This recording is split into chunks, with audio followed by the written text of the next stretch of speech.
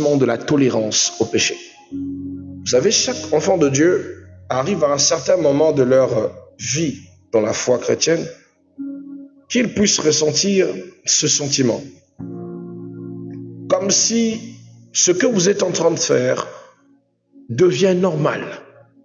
Les mêmes choses que vous faisiez hier qui troublaient votre cœur, qui vous faisaient sentir mal à l'aise, qui mettaient en évidence votre esprit que vous avez sali votre corps, que vous avez déshonoré Dieu. Mais ces péchés ne sont plus des choses qui vous offraient. Ça devient des choses qui deviennent lambda, naturelles pour vous. C'est ce qu'on appelle par le sentiment de tolérance au péché. C'est l'une des plus grandes ruses de l'ennemi, vous savez, dans la vie du croyant. Et lui faire développer une certaine tolérance au péché. Cette tolérance peut naître par habitude, par banalisation ou par compromis. Et elle conduit progressivement à l'endurcissement du cœur. Or, la parole de Dieu nous avertit clairement que le péché, que le salaire du péché, c'est la mort. Romains chapitre 6, le verset 23.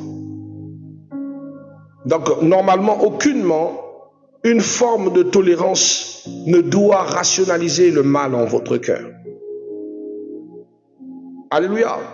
Le sentiment de tolérance au péché est une disposition intérieure qui amène un croyant à justifier, à excuser, à minimiser, à accepter certaines pratiques contraires à la volonté de Dieu, au lieu de le rejeter catégoriquement. C'est un état où l'on s'habitue au mal, au point de ne plus être troublé par lui.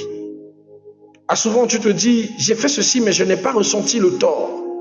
Peut-être Dieu n'a pas considéré ce que j'ai fait comme mal.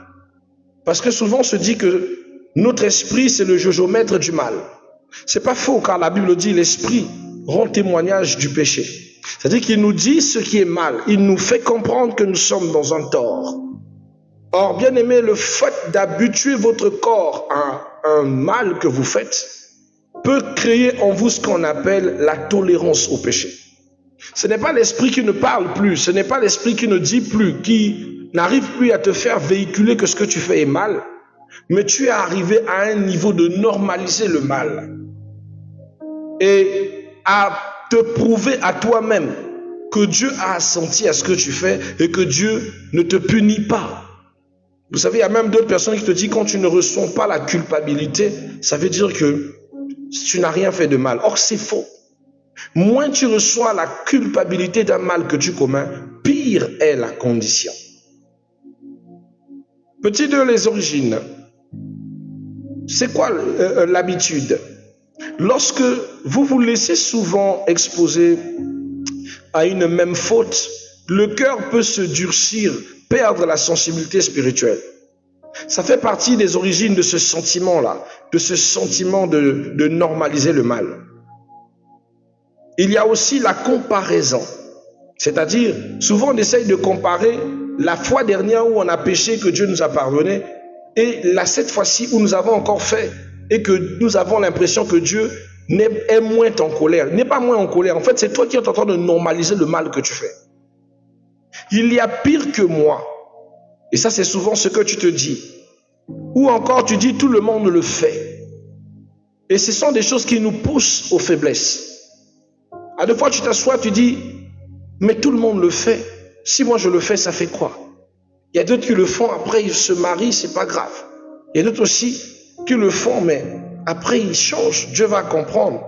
Moi aussi, je suis un être humain, j'ai le droit de vivre comme ça.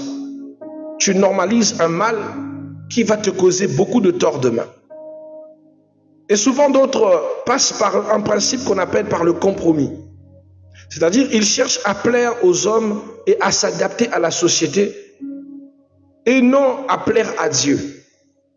Or, bien aimé, ce sont des choses qui vont amener à diluer l'exigence de la parole de Dieu. On a plein de ceux qui ont fumé, pas parce qu'ils aiment fumer, mais parce qu'ils étaient dans un milieu où les gens fumaient et ils ne voulaient pas passer pour quelqu'un de glauque ou quelqu'un qui ne sait pas s'adapter à l'environnement des autres. Il y a même d'autres qui l'ont fait parce qu'ils ne voulaient pas qu'on leur dise qu'elle est démodée. Ça, c'est carrément mon cas quand je grandissais.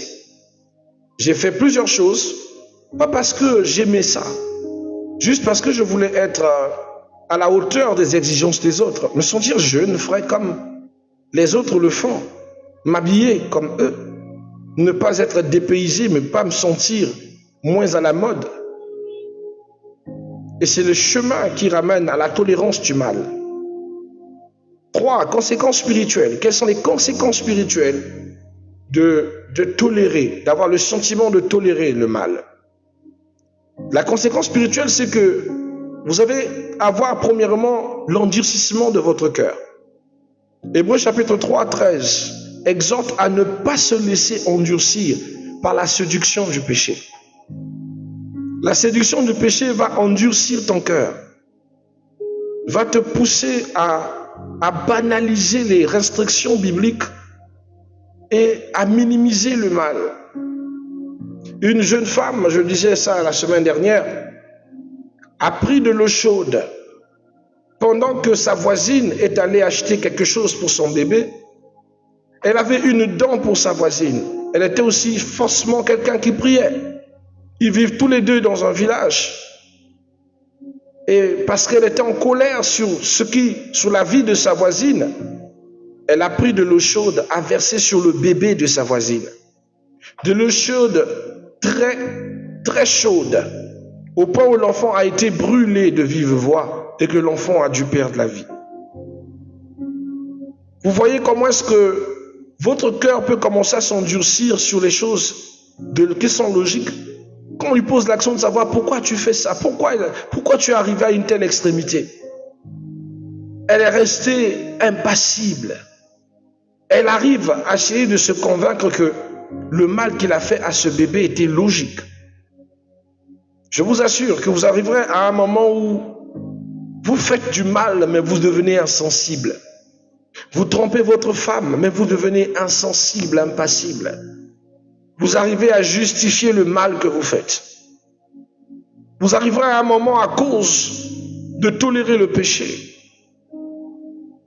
à commettre des vols et de voler naturellement, de fouiller dans les poches de ton mari sans que cela ne crée un scrupule en toi. De voler dans vos économies de couple sans que cela ne t'ébranle. Tu n'avais jamais volé de ton enfance. De l'éducation que tu as reçue, tu n'es pas une voleuse, ni un voleur. Mais parce que tu as commencé à tolérer le péché. Tu sens comme si les restrictions que tu avais se brisent. Le péché va créer en toi la perte de la crainte de Dieu. Tolérer le péché conduit à mépriser la sainteté de Dieu. Alors la crainte de Dieu va disparaître. Tu vas trouver que c'est normal de faire ce que tu es en train de faire. Je connais des personnes qui sont allées à faire des conneries. J'étais à la paroisse Notre-Dame de Fatima lorsque un jour j'allais me soulager. Je vais trouver des jeunes enfants qui étaient des enfants de cœur, c'est-à-dire des servants de messe, qui abusaient sexuellement une jeune fille qui était, on va dire quoi, qui était semi-aliénée mentale.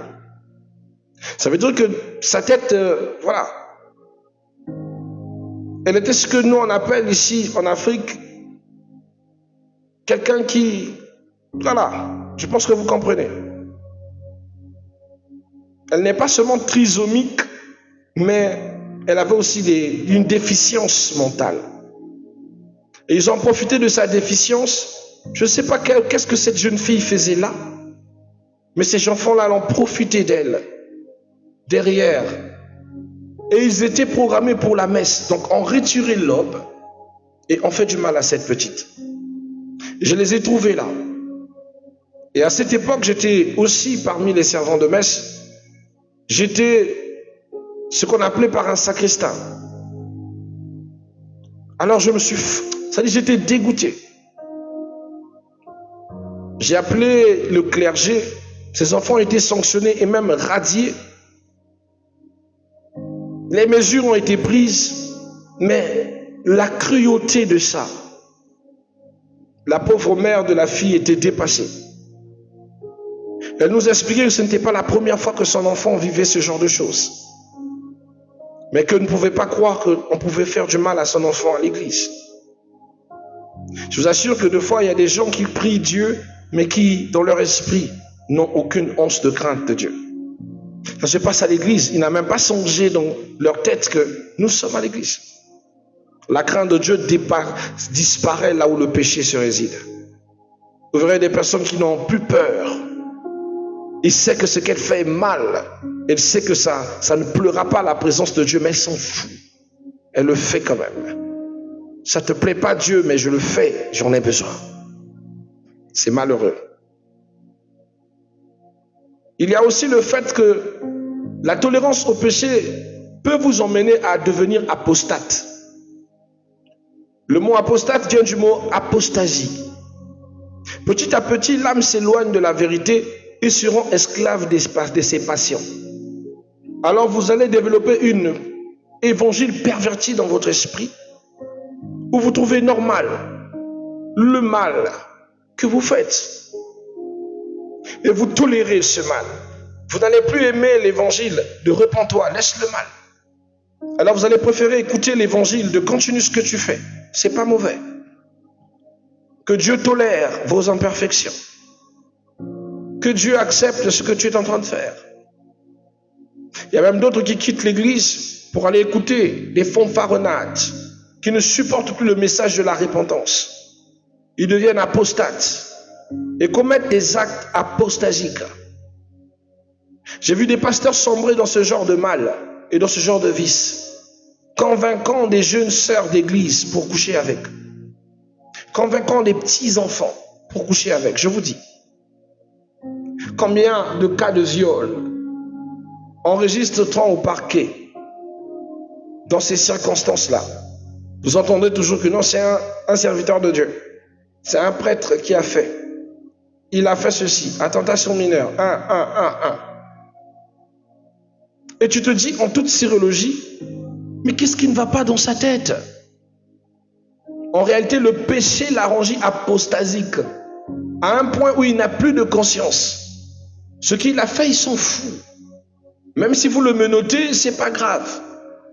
Il est amnésié, c'est comme s'il avait anesthésié son esprit. Anesthésié profondément son esprit pour qu'elle ne puisse plus ressentir le mal qu'il fait et le justifier, que c'était normal. Il y a de cela 4 ans passés, un père a immolé son propre fils. Ça se passe à l'Iranga. Un père pasteur prend son jeune fils de lycéen qu'il va immoler. Faire comme le sacrifice d'Abraham. Mais Abraham n'a jamais sacrifié Isaac. Dieu l'a interrompu, mais lui va trancher la tête de son enfant et baigner dans son sang. Et on le dit, il dit que c'est Dieu qui lui a dit de faire ça. Il est serein de réagir comme un prophète et que le sang de son enfant est en train de sauver son peuple. J'ai regardé dans les yeux de cet homme, aucune once de culpabilité. Je regardais quelqu'un qui s'est apostasié dans son esprit, baignant dans son péché. Ce sont les résultats de ce qu'on appelle par le sentiment de tolérance au mal. La tolérance au mal va affaiblir votre spiritualité. Ça va détruire l'autorité spirituelle, la force dans la prière et la communion avec Dieu. Parce que plus vous tolérez le péché que vous faites, plus vous n'arriverez pas à prier. L'Esprit de Dieu va combattre votre chair et votre chair va combattre l'Esprit de Dieu. Et vous devez savoir que bien que l'Esprit soit bien disposé, mais votre chair est plus faible au mal. C'est comme ça que votre chair va dominer et vous allez devenir faible et vous allez retourner à tout ce que vous avez vomi, à tout ce que vous avez délaissé, à tout ce que vous avez dit que je n'y repartirai plus. Vous allez redevenir un fumeur, un drogueur, un sexoleur, un masturbateur, un voleur, un braqueur.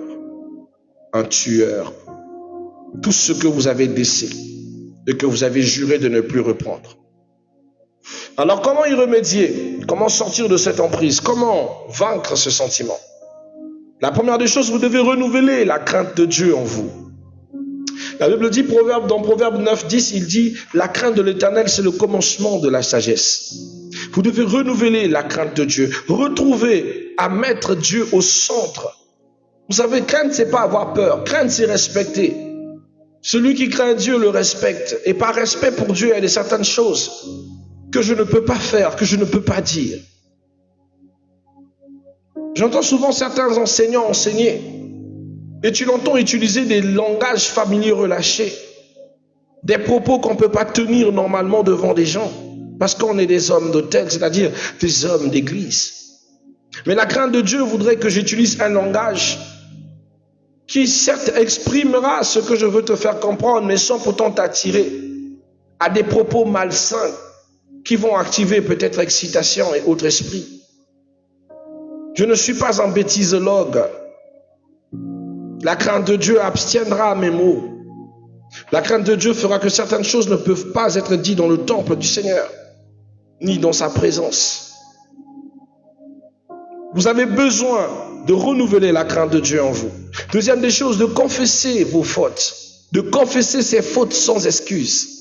De ne pas trouver des excuses à votre péché. Non, si j'ai fait ça, c'est parce que j'avais envie, c'est parce que j'arrivais pas à me contrôler. Non, c'est faux. Je l'ai fait parce que j'aime ça et je regrette d'avoir fait. C'est-à-dire d'assumer le mal que vous faites. Chaque fois que vous confessez en trouvant des prétextes, ce péché ne part pas, il reste. Rappelez que Dieu pardonne et purifie celui qui confesse sincèrement ses péchés, comme le dit en Jean, chapitre 1, verset 9. Troisièmement, se sanctifier chaque jour. Un chrétien est celui qui se sanctifie chaque jour. La sanctification n'est pas une option, mais c'est une marche quotidienne. Un enfant de Dieu doit sanctifier son esprit, ses pensées tous les jours. Chaque fois que tu pries, dis Seigneur, sanctifie mes pensées par ta parole, sanctifie mon esprit, sanctifie mon cœur, sanctifie-moi. Nous sommes sanctifiés par la parole de Dieu. 1 Thessaloniciens chapitre 4 verset 3. S'entourer des frères et des sœurs vigilants, c'est-à-dire le soutien de la communauté empêche l'isolement et le compromis. Lorsque tu es entouré par des personnes modèles, ça te donne la force de vivre et de sortir de ce péché. Mais chaque fois que vous vous reclusez seul, vous vous isolez des autres, le péché va revenir dans votre vie.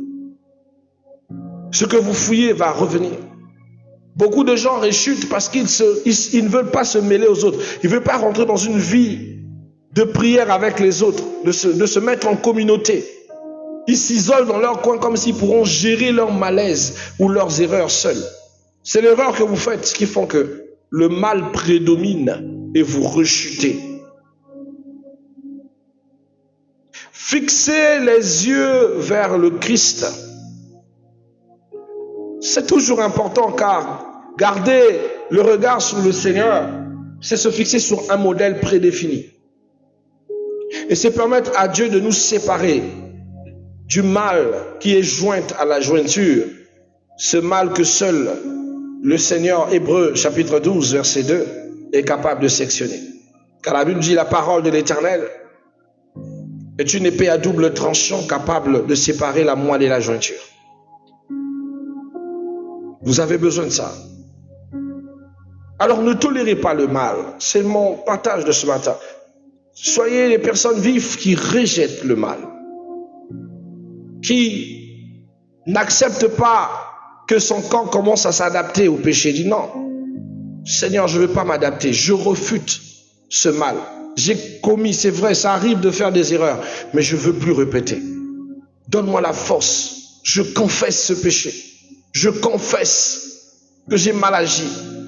Je donne aucune raison. Je ne veux pas que ça domine. J'arrête ce système qui me pousse à tomber sur les mêmes erreurs. Ça va te sortir de là. Amen.